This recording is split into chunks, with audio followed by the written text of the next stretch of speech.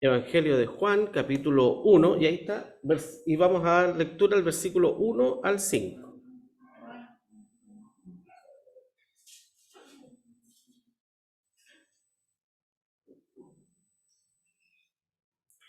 Juan, capítulo 1, versículos 1 al 5.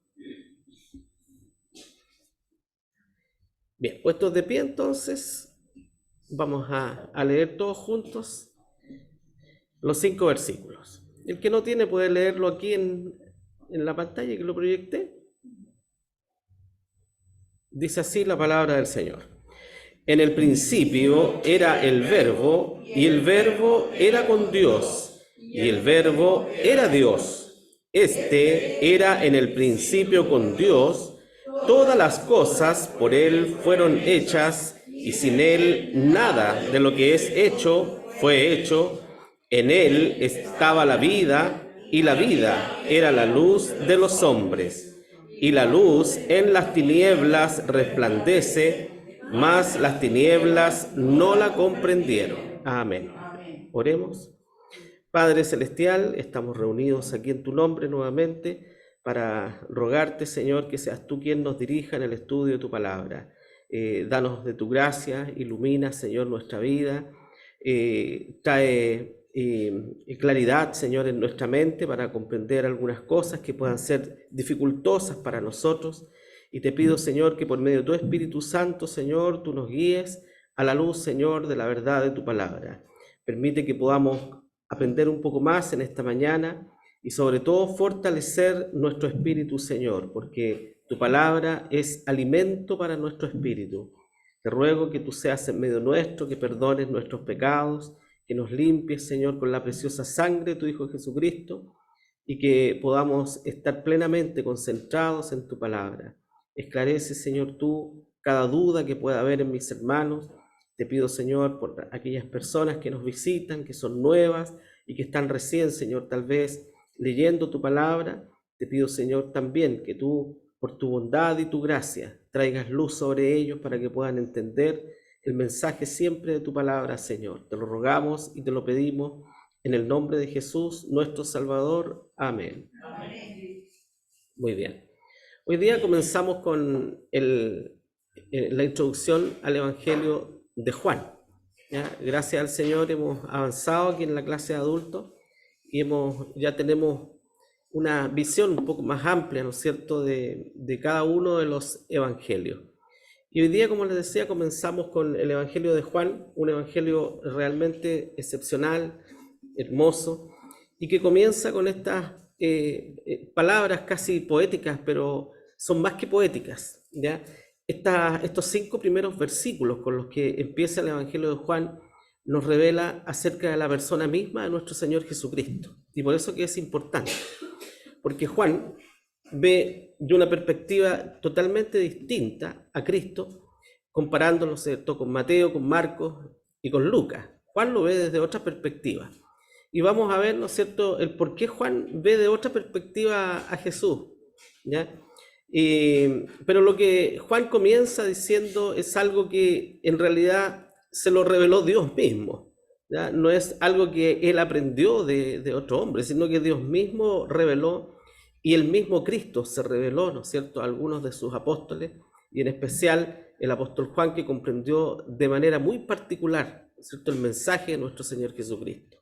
Y por eso que Juan dice que en el principio, haciendo memoria, ¿verdad?, del Génesis, capítulo 1:1, cuando comienza la palabra de Dios diciendo: en el principio creó Dios los cielos y la tierra. Juan hace memoria de Génesis y nos lleva y nos invita, ¿no es cierto?, al principio. Y por eso dice: en el principio era el Verbo. Y el Verbo, en la palabra del Señor, es nuestro Señor Jesucristo. Es Él, es Cristo, es la presencia misma de Cristo. Y Juan tiene la particularidad de ver a la persona de Cristo en el principio de la creación, ¿ya? Y eso no es tan descabellado, ¿no es cierto? ¿Por qué? Porque Jesús mismo dijo en cierta oportunidad: antes que Abraham fuese, yo soy. Jesús mismo enseñó acerca de su preexistencia, ¿ya? o de su eterna existencia. Nuestro Señor Jesucristo mismo enseñó acerca de eso. Por lo tanto, Juan, ¿verdad?, sabiendo eso, se remite al Génesis y comienza su evangelio diciendo: en el principio era el Verbo, o sea, Cristo, la persona de Jesús. En el principio era Jesús, y este Verbo, Jesús, era con Dios. Vale decir que en la creación, ¿verdad?, cuando Dios creó el firmamento, ¿verdad?, y todo lo que nosotros conocemos hoy día, la creación de Dios, Dios estaba junto a la Trinidad, creando, ¿no es cierto?, todo lo que hoy día existe. Y el Verbo era con Dios, dice. Y luego enfatiza diciendo: y el Verbo era Dios. Vale decir que nuestro Señor Jesucristo, hermanos, una vez más en la palabra de Dios, y el Evangelio de Juan lo recalca, ¿no es cierto?, como ya lo venían diciendo los profetas en la antigüedad, que Cristo era Dios encarnado. Jesús no fue un ser creado. Jesús no fue un ángel superior o un hombre que vivió con una espiritualidad más elevada que el común de los seres humanos. Jesús era Dios. ¿Ya? El profeta lo llamó en la antigüedad Emmanuel, ¿no es cierto?, haciendo referencia a que Dios tomaba la forma humana y venía, ¿verdad?, a este mundo a rescatar a los perdidos, a salvar las almas de aquellos que estábamos perdidos, a morir, ¿no es cierto?, a entregar su vida por causa de los pecados de toda la humanidad. Esa era la persona de Dios encarnada en nuestro Señor Jesucristo, y eso es lo que revelan este primer versículo de Juan, ¿verdad?, que Jesús era Dios mismo, ni más ni menos, ¿verdad? Este era en el principio con Dios. Todas las cosas por Él fueron hechas, y sin Él nada de lo que es hecho fue hecho. Nuevamente, ¿no es cierto?, sino que por Él fueron creadas todas las cosas, por nuestro Señor Jesucristo. En Él estaba la vida, porque Jesús era la esencia de la vida, el creador de la vida. Y la vida era la luz de los hombres, y la luz en las tinieblas resplandece, mas las tinieblas no la comprendieron. Bueno, hermosas palabras para comenzar su evangelio, el apóstol Juan, y de una profundidad que no vemos en otro evangelio, una manera distinta, ¿no es cierto?, de referirse a la persona de nuestro Señor Jesucristo. Mateo se refirió a Cristo, ¿verdad?, como el Mesías, prometido de Dios, porque estaba dirigido a los judíos. Y por eso Mateo se empecina en probar que Jesús era el Mesías, el Salvador prometido, ¿verdad? En cambio, Marcos se refiere a otro aspecto de la vida de nuestro Señor Jesucristo. Y así también Lucas. Pero Juan ve un aspecto distinto de nuestro Señor y que debemos atesorarlo para nosotros también en nuestro corazón. Bueno, vamos a ver algunos antecedentes del escritor, de quien escribió este evangelio, ¿ya? Bueno, nosotros en la actualidad hoy día, ¿verdad?, creemos y además lo aceptamos así, y como lo ha creído siempre la iglesia, desde la iglesia primitiva, desde sus orígenes, la iglesia primitiva siempre aceptó, ¿no es cierto?, la autoría de este evangelio. Y nosotros también aceptamos y creemos que quien escribió este evangelio fue el mismo apóstol Juan, aquel que fue elegido por nuestro Señor Jesucristo dentro de los 12 para ser uno de estos apóstoles. Y ojo, porque aunque Juan no hace mención, como dice ahí, de su nombre en el evangelio, como no lo hace ningún evangelista, ni Marcos, ni Mateo, ni Lucas, tampoco se mencionan a sí mismos, ¿verdad? Ni dicen: yo, Marcos, escribí este evangelio, yo, Juan, tampoco lo hace Juan, ¿ya? Aunque Juan no se refiere a sí mismo, ¿no es cierto?, como el autor, sin embargo, se refiere así como un testigo ocular. O sea, quien escribió está relatando lo que vio, ¿ya?, y lo que presenció. Distinto, ¿no es cierto?, a Lucas. ¿Se acuerdan ustedes que Lucas no vio ni presenció, sino que Lucas recibió la historia, ¿verdad?, de el apóstol Pedro. Marcos recibió, Lucas recibió de Pablo y Marcos recibió de Pedro, ¿no es cierto?, las palabras. En cambio, Juan fue testigo ocular, o sea, él vio con sus propios ojos lo que ocurrió y fue testigo presencial de todo el ministerio de nuestro Señor Jesucristo y muy de cerca, porque fue el apóstol más cercano a nuestro Señor Jesucristo, ¿ya? Aunque escribe evitando referirse a sí mismo en primera persona. O sea, siempre Juan evita referirse a sí en primera persona. Siempre lo hace así, ¿ya? Como mirando desde afuera. Pero sin embargo, hay lugares donde él expresamente dice que él fue testigo ocular y presencial de lo que aquí ha sido escrito. Como dice Juan 21, 24, ¿verdad? Este es aquel discípulo que da testimonio de estas cosas y escribió estas cosas. Y sabemos que su testimonio es verdadero. Eso lo escribió Juan. O sea, ¿qué está diciendo? Yo soy testigo de lo que estoy escribiendo. Yo escuché lo que yo he escrito acá, ¿verdad? O sea, Juan estuvo presente. Nadie le contó, sino que él, ¿verdad?, fue testigo presencial y ocular de todas las cosas. Bien. Les voy a pedir que alguien busque Marcos 1:19, ¿ya? Por acá, por ejemplo, Ariel, Marcos 1:19, la hermana Angélica, Marcos 1:20, 19:20, la hermana Marisol, Marcos 13:23 al 25, hermana María, Marcos 21:20, ¿ya? Entonces, vamos a ver algunas características, ¿no es cierto?, de quién era Juan. Vamos a ver quién era él, el que escribió. ¿Ah? Sí, 28. ¿Ya, hermano Carlos? 28. Bien, Marco. No, perdón, si no dice nada, es Juan, ¿ya? Perdón. A mí me dijo 19, 20. Sí. Vamos, partamos. Sí. Marcos 1, 19, 20. Entonces, el final es Juan. Me enredé un poco, perdón, hermano. ¿Ya?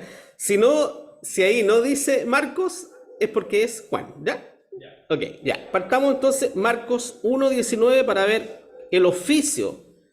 ¿Ah? ¿A qué se dedicaba Juan? Y pasando de allí, un poco más adelante, vio a Jacobo, hijo de Zebedeo, y a Juan su hermano, también ellos en el navío que aderezaban las redes. Ya. Bueno, hay otros versículos también, ¿no es cierto?, que nos afirman de que el oficio de Juan era pescador. Juan era un pescador. ¿Qué otro apóstol era pescador? Pedro, el hermano de Juan, Jacobo, ¿no es cierto?, o Santiago, ¿no es cierto?, que es el mismo, era de oficio pescador, eran pescadores. ¿Alguien conoce un pescador aquí? ¿Usted conoce un pescador? ¿Qué característica tiene un pescador? Son rudos los pescadores, ¿no es cierto? Son rudos los pescadores, ¿ya? ¿Y qué otra característica? ¿Ah? Son sacrificados los pescadores. ¿Quién se levanta a las 3 de la mañana a ir al mar? ¿Ah? Con suerte nosotros vamos al mar en el invierno y nos da frío y nos vamos al tiro, ¿no es cierto? Bueno, los pescadores son sacrificados, son rudos. ¿Qué otra característica tiene un pescador? ¿Tienen mucha educación los pescadores?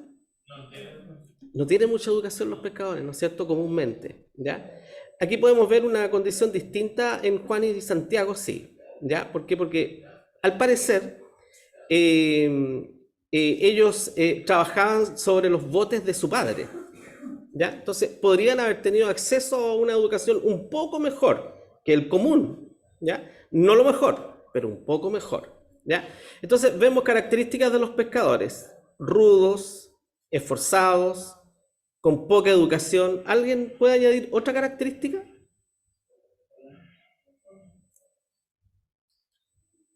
Adelante. ¿Alguien puede añadir otra característica de los pescadores? A ver, ¿a quién se le ocurre algo? ¿Los pescadores saben nadar? Sí. ¿Saben ustedes que la mayoría de los pescadores no saben nadar? ¿Saben ustedes? Muchos pescadores no saben nadar. Y el pescador dice que le da lo mismo aprender o no, porque mar adentro da lo mismo que uno sepa o no sepa nadar. Es mejor no saber nadar mar adentro, porque muere más rápido si naufraga. ¿Ah? ¿Verdad? Entonces, por eso no es de sorprender que muchos pescadores no sepan nadar. ¿Ya? Y eso puede responder, ¿no es cierto?, a ciertas características. Por ejemplo, cuando Pedro caminó sobre las aguas, ¿se acuerdan? Pedro empezó a hundirse y se afligió. Probablemente, a lo mejor no sabía nadar, porque se afligió y pidió auxilio, ¿no es cierto? Bueno, son características. Ya, sigamos. Fue uno de los 12 apóstoles, ¿ya? Marcos 1, 19, 20. El 19 lo leímos, 20. Y luego los llamó y dejando a su padre Zebedeo en el barco con los jornaleros, fueron en pos de él. Ya, amén. Entonces, Juan fue uno de los primeros apóstoles, ¿no es cierto?, o discípulos que Jesús llamó y que después pasó a ser un apóstol. Había diferencia entre un discípulo y un apóstol. ¿Cuál es la diferencia entre discípulo y apóstol? Ya, el discípulo es quien aprende, ¿no es cierto?, quien está aprendiendo recién las enseñanzas del maestro. ¿Y el apóstol? El apóstol es, ¿no es cierto?, ya el enviado, significa la palabra apóstol. Es quien está en lugar, ¿no es cierto?, de su maestro y ya tiene todas las facultades de su maestro para ir, ¿no es cierto?, y hacer la labor del cual aprendió, ¿no es cierto?, los primeros pasos. Ya. Juan fue llamado, ¿no es cierto?, como uno de los discípulos de Jesús y después se convirtió en uno de los 12 apóstoles, el que escribió este evangelio. En tercer lugar, y aquí nos vamos a detener un poquito porque hay algo interesante. Su amor, el amor que tenía Juan, ¿no es cierto?, y la amistad que tenía por Jesús eran realmente evidentes. Cuando nosotros leemos el evangelio nos damos cuenta que Juan tenía una amistad distinta con Jesús que el resto de los apóstoles. ¿Ya? Juan 13, 23 al 25, hermana Marisol. Dice, mas él fue sembrado en buena tierra. Este es el que oye y entiende la palabra. ¿Ese es Juan 13? Sí. No, Juan 13, 23 al 25. Entonces me equivoqué ahí, ¿ya? Podría ser Juan a lo mejor, a ver. 21 dice Marco, no dice Marco. Claro, entonces a lo mejor... ¿Qué está leyendo? ¿Marco o Juan? Ah, entonces es Juan. 13 del 23 al 25.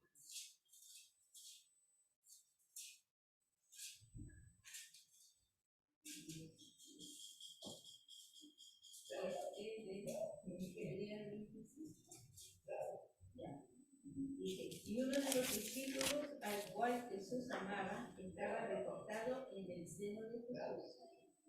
A este pues hizo señas Simón Pedro para que le preguntase quién era aquel de quien decía. Él entonces, reportándose sobre el pecho de Jesús, dícele, Señor, ¿quién es? Ahí. Se fijan ustedes que Juan tenía una amistad muy especial con el Señor. Juan era el menor de los 12 apóstoles, ¿ya? Era el menor. Se cree que tenía alrededor de 16 o 17 años nada más, cuando durante el ministerio de nuestro Señor. Entonces Juan tenía la facultad o la libertad de recostarse en el pecho del Señor. Pues el Señor enseñaba y Juan ahí recostado en el pecho del Señor. Pues, ¿ya? Esa era la amistad que tenía Juan. Era muy cercano el apóstol Juan. Tal vez veía, ¿no es cierto?, a Cristo como una figura paternal, así como un padre, ¿no es cierto? Y el Señor también seguramente lo sobreprotegía por ser el menor, ¿verdad? Pero eso le ayudó a Juan a tener una relación muy especial e íntima con el Señor Jesucristo, ¿ya?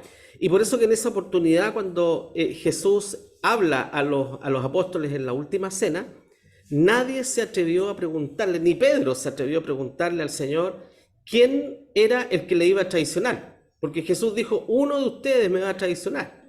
Y nadie se atrevió a preguntarle al Señor, pero Señor, ¿quién va? ¿Quién es? Y sin embargo, hicieron lo que hacemos nosotros, ahí, con el lado. ¿Quién será? ¿Quién será? Entonces Pedro viene y le dice a Juan, seguramente estaba muy sentado cerca de Juan, y le dice, pregúntale al maestro quién es. Y Juan le preguntó. Y el Señor le respondió a Juan. Nadie más lo supo, ¿eh? Esto fue algo que supo solo Juan, a pesar de que estaban en la mesa, los 12, pero solo Jesús se lo reveló a Juan. ¿Y de qué manera se lo reveló a Juan? ¿Se acuerdan ustedes? De una manera muy especial, muy particular. Sí, el Señor no le dijo, es Judas, no le dijo eso. Le dijo, mira bien, le dijo, aquel a quien yo dé el pan remojado, ese es. Y Jesús remojó el pan y se lo dio, le dio el bocado a Judas. Y saben ustedes que eso de remojar el pan era una tradición judía para honrar a alguien en una mesa. Y Jesús hizo eso, ¿ya? Con Judas, con el traidor. ¿Y quién sabía? Todos seguramente, miren, Jesús honró a Judas, qué sé yo, ¿por qué no me lo dio a mí? Podría haber pensado Pedro, ¿eh? ¿Por qué el Señor no lo hizo conmigo? Lo hizo con Judas. Y Judas siempre está preocupado de la plata, siempre está preocupado de esto, nunca está tan preocupado de las cosas del Señor, dirían algunos, ¿no es cierto? Exacto, Judas era el tesorero, ¿no es cierto? Y que era ladrón, porque dice que robaba más encima, ¿no es cierto? Entonces el Señor hace este acto, ¿no es cierto?, muy particular con Judas. Y dice el relato que allí entró Satanás en el corazón de Judas. Seguramente Judas se estremeció. ¿Por qué? Porque Judas tenía malas intenciones con el Señor. Y el Señor le demuestra amor con lo que le hace. Entonces Judas se estremece. Es como, no sé si le ha pasado a alguno de ustedes.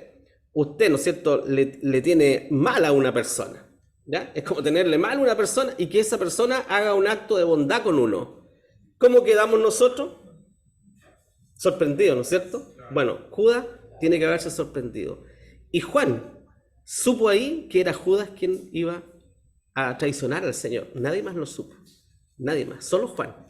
Entonces, por eso que dice aquí que era el más amado, ¿no es cierto?, de los discípulos, y la amistad que tenía con Jesús era una amistad especial. Jesús le revela algo solo a él, ni siquiera a Pedro, dice. ¿Ah? Hermana Marisol.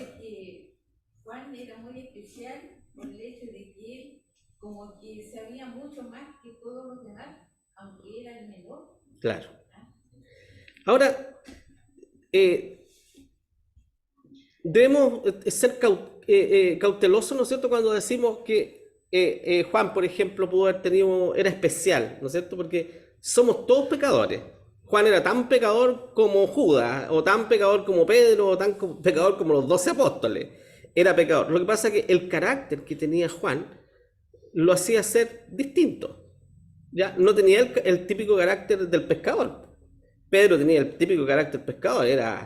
Pedro era de armas tomar, ¿no es cierto? Viene cuando arrestaron al Señor, toma la espada y le cortó la oreja a un soldado. Y él actuaba nomás, después pensaba. ¿Ah?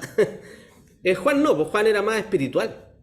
Juan era una persona más reposada, más reflexiva. Primero pensaba las cosas, ¿no es cierto? Y eso puede ser visto como una debilidad hoy en nuestros tiempos también, o en el tiempo de los apóstoles también puede ser visto como una debilidad, ¿no es cierto? Ser más reflexivo, demorarse más en tomar una decisión porque estoy pensando, no llego y la tomo, ¿verdad? Entonces, el carácter de Juan le hacía ser distinto al común, ¿ya? Era el más amado de los discípulos porque era de una vida espiritual profunda. Hermana María, Juan 21:20. Volviéndose Pedro, ve a aquel discípulo al cual amaba Jesús, que seguía, y que también se había recostado su pecho en la cena, y le había dicho: Señor, ¿quién es el que te ha de entregar? Ya. Ahí vemos a Juan nuevamente, ¿no es cierto? Juan, siguiendo al Señor, cuando Jesús llama a Pedro en realidad, y a otro discípulo, y no llama a Juan, pero Juan iba, ¿no? Juan iba igual, y Pedro como que se molesta, bueno, Señor, ¿y este por qué viene si no lo llamaste? ¿No es cierto? ¿Ah? Entonces, Juan siempre ahí, ¿no es cierto?, detrás de su maestro. Como dice ahí, era de una vida espiritual profunda. Es como deberíamos ser nosotros, hermanos. Deberíamos tener una vida espiritual activa y profunda nosotros, ¿ya? Pero muchas veces somos carnales, muchas veces actuamos mundanamente. Deberíamos aprender de Juan ese carácter de vida espiritual, que es lo que Dios quiere, una vida cristiana victoriosa, ¿ya? No perfecta, porque no vamos a vivir una vida perfecta, pero victoriosa en Cristo, una vida de fe, una vida de confianza en el Señor. Pero muchas veces, ¿no es cierto?, nos vienen los males, ¿y qué decimos? No voy más a la iglesia. Mire, ¿dónde está Dios? No voy más a la iglesia, ¿verdad? Eso muestra una fe inmadura, muestra que somos niños todavía, que no maduramos en las cosas del Señor. Y muchas veces muestra también nuestra carnalidad y la mundanalidad, ¿no es cierto?, que todavía arrastramos muchos de nosotros siendo hijos e hijas del Señor, ¿verdad? Juan muestra, ¿no es cierto?, una vida espiritual profunda, y por eso que su evangelio comienza de una manera distinta.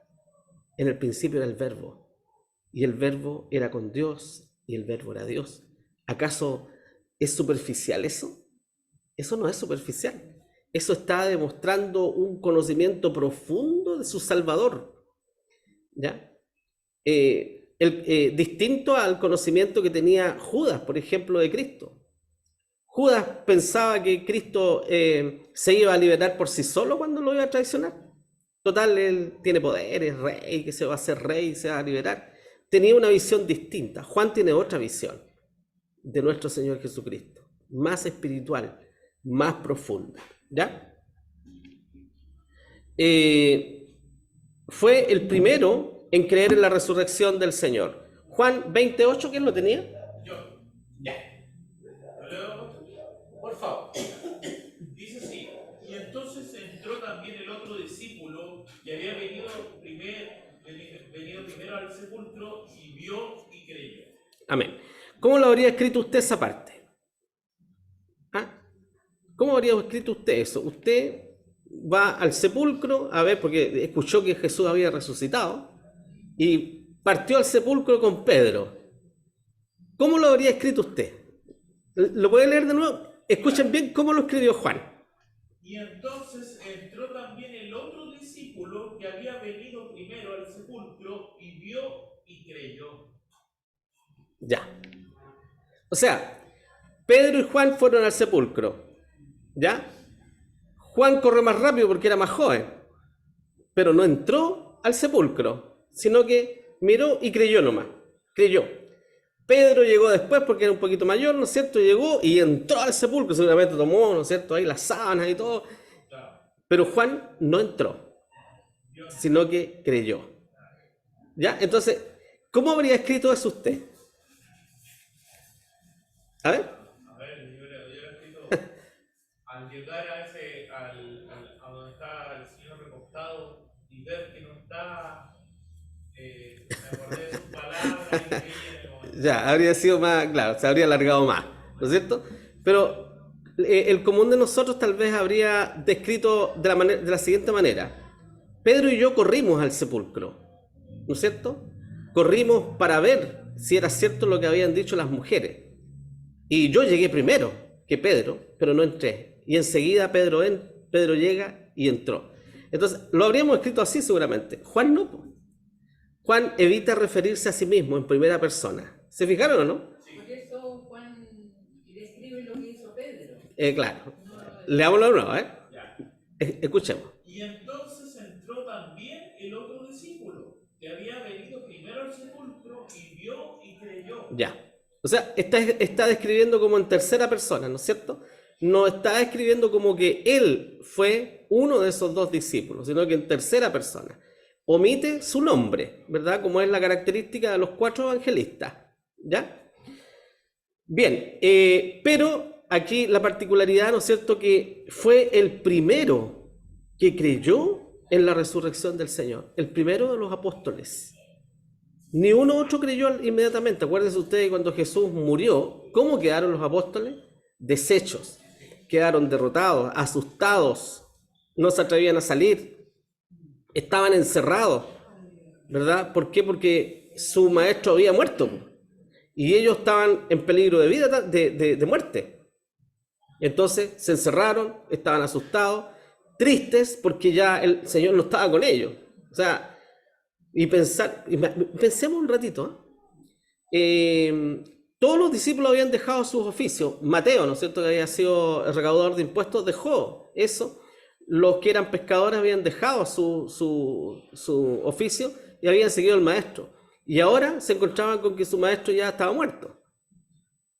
Y se encuentran sin nada. ¿Y ahora qué? Tengo que volver de nuevo a mi trabajo. Y se acabó. Hasta aquí nomás llegó todo. 3 años que fueron hermosos, vi milagros, escuché al Señor, pero ahora todo se terminó. Así estaban los apóstoles, ¿verdad? Y Juan fue el primero que creyó, el primero. ¿A quién se le aparece primero el Señor después que resucitó? ¿Se acuerdan ustedes? ¿Ah? A las mujeres, ¿no es cierto? A las mujeres. Fueron las primeras que vieron al Señor. Y ellas corrieron donde estaban los apóstoles. Y ahí fue donde ocurre esto, que Pedro y Juan corrieron. Juan llega primero y no entra, y creyó. Dijo, el Señor resucitó. No tuvo necesidad de entrar. Pedro tuvo necesidad de entrar, ¿no es cierto? Había otros discípulos que eran más incrédulos, ¿no es cierto? Como Tomás, ¿verdad? Tomás pasó a ser como el apóstol incrédulo hasta el día de hoy, ¿no es cierto? Pero no es que era incrédulo, ¿ya? Que muchos de nosotros nos gusta, ¿no es cierto?, asegurarnos de las cosas antes, ¿no es cierto?, de adoptarlas como ideas propias. Entonces Tomás seguramente era así. Digo, si yo no lo veo al Señor y no veo su costado, su herida, yo no voy a creer, ¿verdad? Pero Juan no, pues Juan no tuvo esa necesidad. Juan creyó inmediatamente. Entonces, son cosas que nosotros también debemos imitar, ¿no es cierto?, de este apóstol, el nivel de vida espiritual que tenía, ¿ya? Su grado de intimidad que tenía con el Señor. ¿Cómo es el grado de intimidad que tiene usted con el Señor?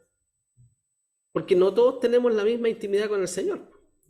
Hay hermanas o hermanos, ¿no es cierto?, que oran mucho al Señor. Yo conocí un hermano que oraba cerca de 2 horas, sin pararse. ¿Se imagina usted arrodillada 2 horas orando? Pero qué barbaridad, dice uno, ¿qué es esta persona? ¿Cómo puede estar 2 horas orando? ¿Ya? Entonces, hay otras personas que oran, ¿no es cierto?, solamente para agradecer las comidas. Gracias, Señor, por esta comida que me voy a servir.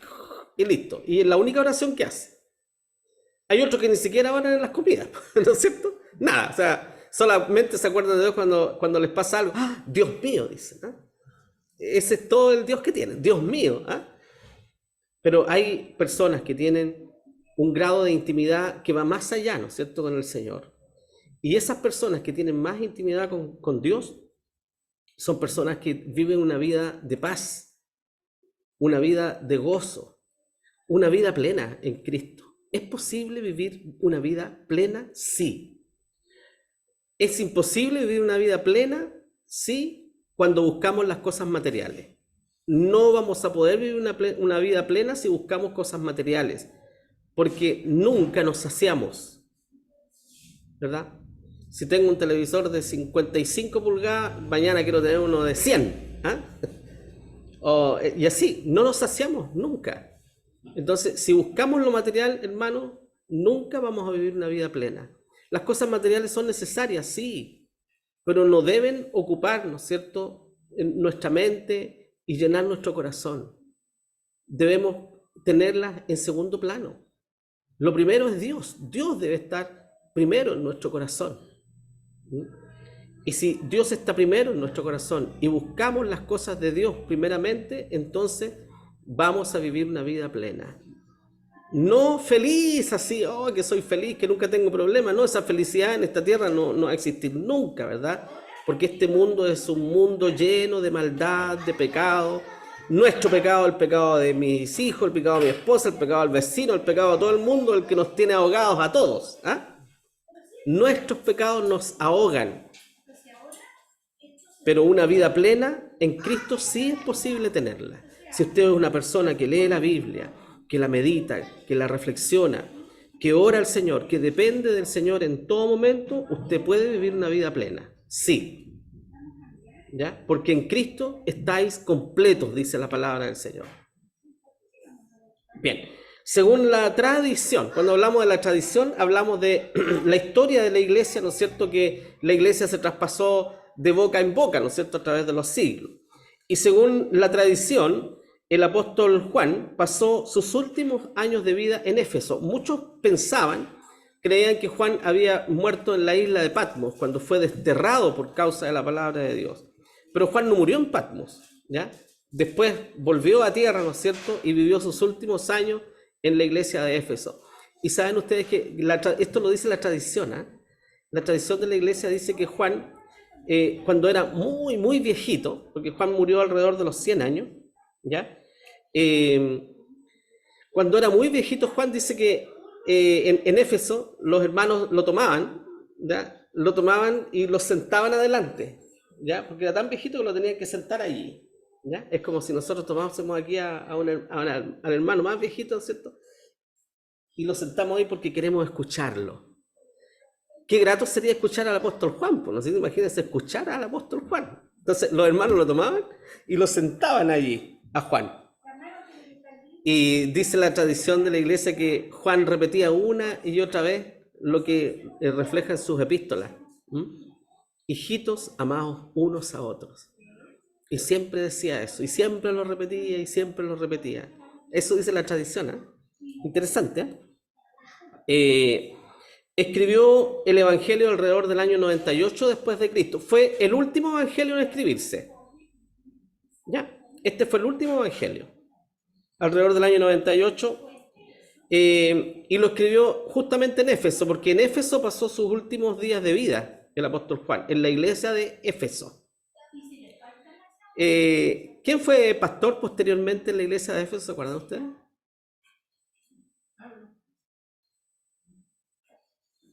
Timoteo. ¿Ah? ¿Por qué sería? Timoteo era de un carácter muy especial también, muy espiritual, muy servicial para el Señor. Tal vez aprendió muchas cosas de Juan, ¿eh? Puede ser, ¿eh? Bueno, ahí ya estamos imaginándonos cosas. Bueno, este evangelio está dirigido a todos los cristianos, a todos. No está dirigido solo a judíos, a romanos, a griegos, sino que a todos los creyentes, a todos, ¿ya? Y presenta a Cristo como el Hijo de Dios. Así presenta Juan a nuestro Señor Jesucristo, como el Hijo de Dios, ¿ya? No sé si hay algún aporte o alguna duda hasta aquí.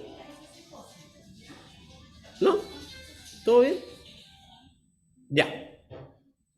Ahora, ¿por qué creemos que este evangelio lo escribió Juan? No porque se me ocurre, no, porque yo siento que lo escribió Juan. Esto, dentro del pueblo evangélico se ve mucho esto. Yo siento que esto es así. Siento esto otro. Cuidado, porque engañoso es el corazón del hombre, dice la Biblia. Y nosotros sentimos muchas cosas, ¿ya? Pero lo más claro y lo más seguro que tenemos es la palabra del Señor. Debemos ceñirnos a ella, no a nuestros sentimientos, ¿ya? Bueno, creemos que este evangelio lo escribió Juan por distintas pruebas en realidad. Como hemos hablado siempre, hay pruebas internas y pruebas externas, ¿no es cierto?, que comprueban obviamente que Juan, el apóstol, fue quien escribió este evangelio. Ya, vamos por las pruebas internas. ¿Cuáles son las pruebas internas?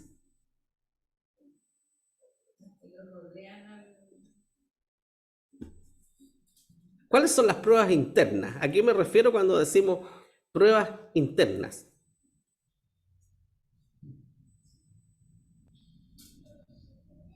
En los años, los números que uno vio. Claro, tibio, pero no, tibio. ¿Cuáles son las pruebas internas? Estamos mal, ¿eh? Si hiciera una prueba yo, aquí varios reprobarían. ¿Cómo las pruebas internas? Lo hemos visto en todos los evangelios, ya se le olvida. Son las pruebas que están en la misma Biblia. Pruebas internas. Pruebas que la misma Biblia da de que Juan escribió el evangelio. Entonces, ¿cuáles son las pruebas externas?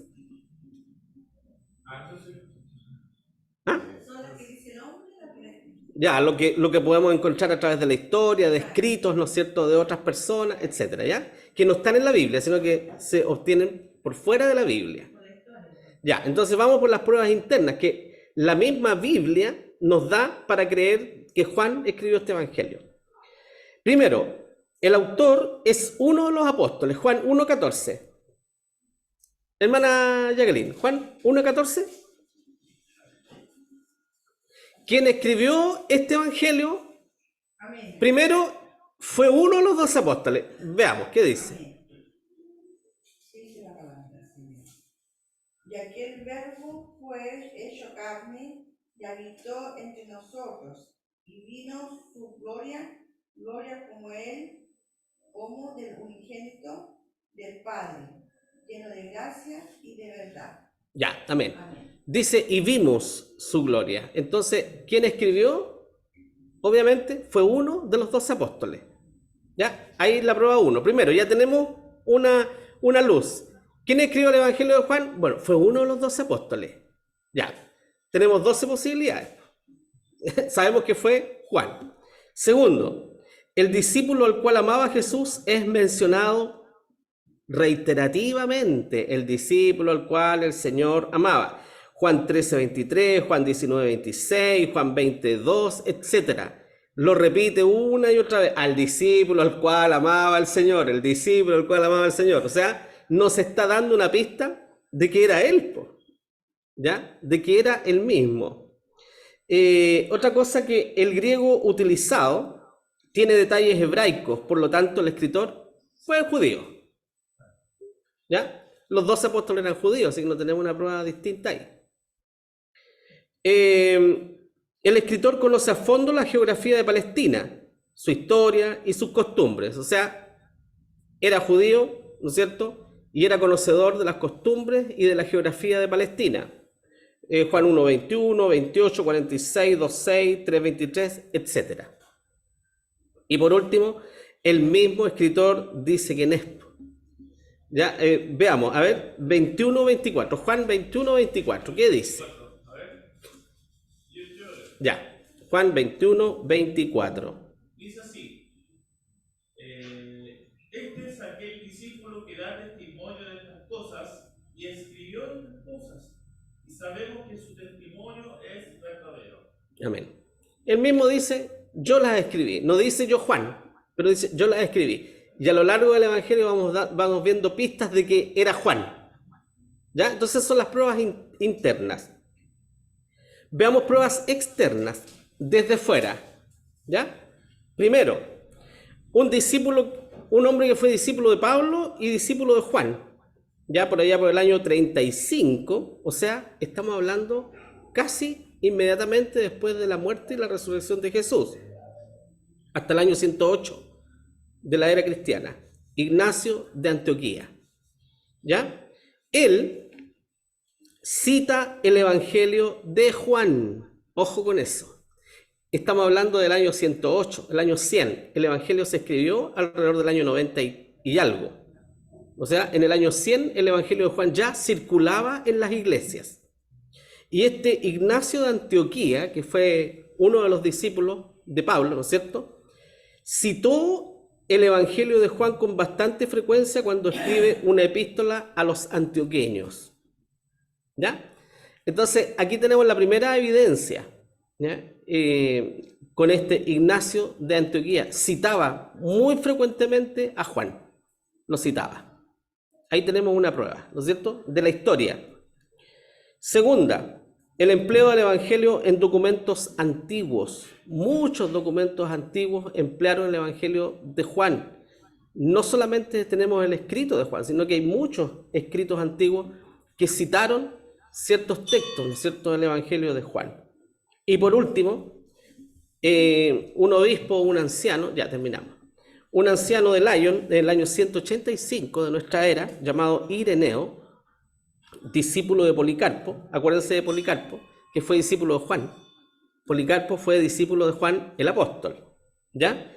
Y a su vez, ¿no es cierto?, Ireneo también fue discípulo de Policarpo también. Y este afirmaba que Juan había escrito su evangelio en Éfeso. Policarpo, en el año 185. ¿Ya? Bueno, hay otras muchas pruebas en realidad, ¿no es cierto? Pero por eso que tenemos la total seguridad de que quien escribió este evangelio, primero, fue inspirado por el Espíritu Santo, inspirado divinamente. Y en segundo lugar, fue el apóstol Juan, ese hombre, ¿no es cierto?, que tenía una vida espiritual profunda y que sirvió al Señor hasta su muerte y que nunca, ¿no es cierto?, se soltó de la mano de su Salvador. ¿Ya? Bien, llegamos hasta acá entonces. No sé si hay alguna consulta, algún aporte, una duda. ¿No? ¿O quedó todo claro o quedó todo oscuro? Ya. Bueno, llegamos hasta acá. Seguimos el próximo domingo entonces, ¿cierto? Con la introducción al Evangelio de Juan. Que el Señor les bendiga.